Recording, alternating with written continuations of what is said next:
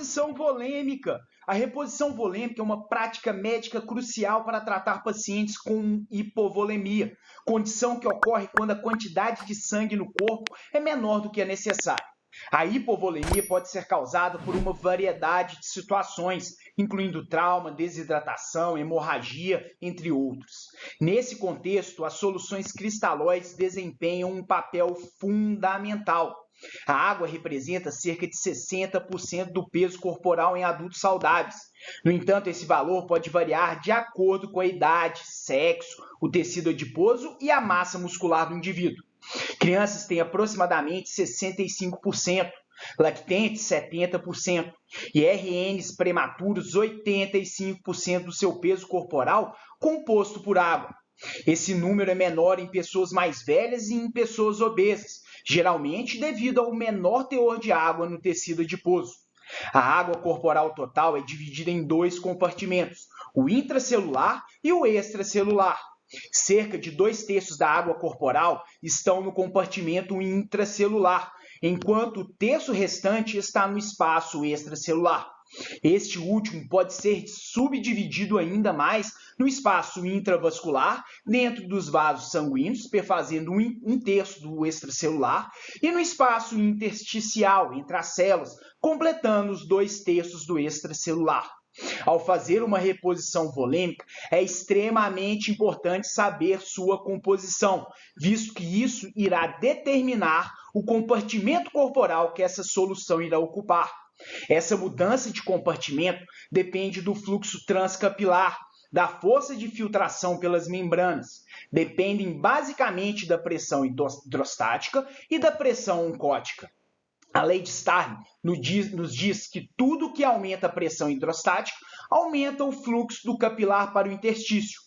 Tudo que aumenta a pressão oncótica ou coloidosmótica tende a manter o fluido no interior dos vasos. É importante lembrarmos do glicocálix, que está localizado na superfície do endotélio capilar. É uma membrana de proteinoglicanos. Ela previne a adesão leucocitária e plaquetária. É permeável à água e eletrólitos. Insultos diversos, como aumento de citocinas inflamatórias, sobrecarga volêmica, diabetes descompensada, isquemia, levam à lesão dessa barreira, com passagem de proteínas e consequente edema. No mapa, vemos as diversas soluções cristalóides e vamos discorrer sobre cada uma delas. É de extrema importância saber suas composições. Vamos começar pelo soro glicosado. O soro glicosado a 5% é um cristalóide hipotônico e isosmótico. É como se fosse água livre. A glicose é rapidamente captada pelas células na presença de insulina. Ao ser infundido, se distribui igualmente pelos compartimentos corporais.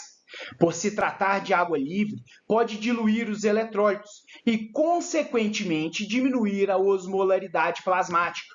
É indicado para prevenção de hipoglicemia em pacientes sob o risco da mesma. Cuidados com hiperglicemia, já que tem uma carga calórica alta, 200 quilocalorias por litro. Cuidado com diurese osmótica e com acidose. A hiponatremia dilucional pode ocorrer se usado indiscriminadamente. Em alguns casos, pode até ser usado para a correção de hipernatremias. A solução salina a 0,9% ou NaCl a 0,9% ou popularmente soro fisiológico, que de fisiológico não tem nada. É uma mistura de água e sal, sódio e cloreto. É isosmótica, mas com mais cloretos que o líquido extracelular. É ligeiramente hipertônica em relação ao plasma. Tem uma osmolaridade de 308 miliosmóis por litro, com 154 de sódio e 154 miliequivalentes por litro de cloretos. É usada como um fluido intravenoso universal, tanto para reposição volêmica quanto para infusão de medicamentos. Porém, seu uso em grandes volumes pode levar a um desequilíbrio eletrolítico, causando hipernatremia e acidose metabólica hiperclorêmica, uma acidose metabólica com anion gap normal. Sendo assim, deve ser evitado em grandes reposições. Além disso, o excesso de sódio e cloretos estimulam a mácula densa e promovem vasoconstrição da arteríola aferente, com diminuição da taxa de filtração glomerular, consequente injúria renal, podendo até provocar insuficiência renal aguda. Uma preocupação importante é que, com grandes volumes, tem-se diluição dos fatores de coagulação, levando à coagulopatia dilucional.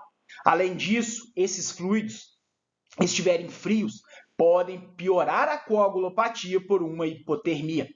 Em neurocirurgias é recomendado, visto que por serem hipertônicos, podem levar à diminuição do líquido nos tecidos e promover relaxamento cerebral e diminuição do conteúdo craniano. Em TCS também é recomendado, visto que na vigência da lesão da barreira hematoencefálica não leva a demais alterações. Infundido no sangue, tem uma distribuição extracelular após 30 a 60 minutos, sendo que apenas 20 a 25% do volume administrado permanece efetivamente no intravascular. Isso aumenta o risco de edema em pacientes suscetíveis. A solução salina hipertônica é uma solução de cloreto de sódio com uma concentração maior de sódio e cloreto que no NaCl é 0,9%. As concentrações comumente usadas variam aí de 1,8%, 3% até 7,5%, podendo variar a concentração do sódio de 250 a 1.200 miliequivalentes por litro. Essas concentrações permitem que um menor volume de solução seja usado. Assim, diminui a probabilidade de se causar um edema.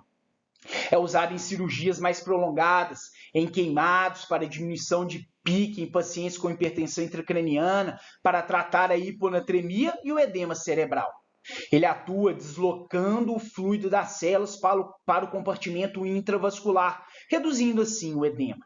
Num primeiro momento, promove uma diminuição da resistência vascular sistêmica com hipotensão, mas a seguir leva ao aumento da pressão arterial média. Seu uso deve ser cuidadosamente monitorado, pois pode causar hipernatremia, desidratação celular e uma insuficiência renal aguda. A meia-vida plasmática é a mesma do NaCl a 0,9%. Alguns estudos demonstram melhora na sobrevida da reanimação de um choque hemorrágico com salina hipertônica, além da diminuição nas necessidades transfusionais. Uma comparação interessante é que 250 ml da solução salina hipertônica a 7,5% produzem o mesmo efeito pressórico de 3.000 ml de NaCl a 0,9%. Vamos falar das soluções salinas balanceadas. Essas soluções, que incluem a solução de Hartmann, o plasma light e o Ringer lactato, foram criados para terem uma composição iônica mais semelhante à do plasma sanguíneo. Elas contêm sódio, cloreto, potássio, magnésio, cálcio e um agente tamponante como o lactato, o acetato, o gluconato, que são convertidos em bicarbonato. As soluções salinas balanceadas são geralmente preferidas em pacientes graves, pois podem diminuir o risco de acidose metabólica hiperclorêmica e outras complicações eletrolíticas.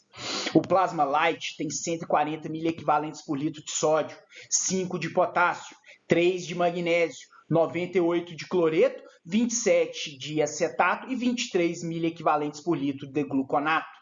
Essa composição específica torna o plasma light uma solução isotônica em relação ao plasma, evitando as alterações significativas do balanço hidroeletrolítico.